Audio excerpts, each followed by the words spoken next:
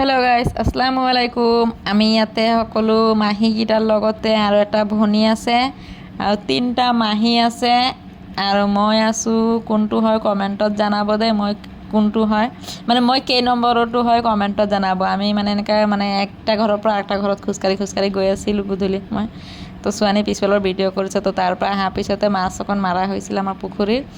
মাছকেইটা মাৰাৰ পিছতে মানে ভাগৰ লাগি আছিলে, গোটেই দিন ফুৰিছিলোঁ মাহীহঁতৰ লগত খুব কালি।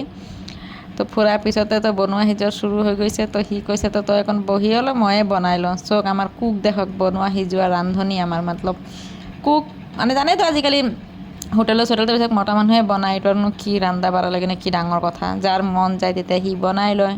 তো বেছিভাগ ৰাতিৰ সিয়ে বনায়, দিনত মোৰ ডিউটি থাকে, ৰাতিৰ ডিউটি তাৰ বনোৱা সিজোৱা। এনেই মানে মন খুচি কৰি কিনে, কোনো বাকী একোৰ কাৰণে নহয়। কিন্তু সেই ভিডিঅ' মোক কৰিব নিদিয়ে, মই লুকাই কিনে গৈ কিনে অকণ ব্লগ কৰি কিনে লৈ আহিছিলোঁ। বাকী ছোৱালী এটা আৰাম কৰি আছে, মই বহি কিনে মোবাইলেই টিপি আছিলোঁ। কৈছে নে আপোনালোক শ্বেয়াৰ কৰি লওঁ কোনে বনোৱা সিজোৱা দেখাওঁ।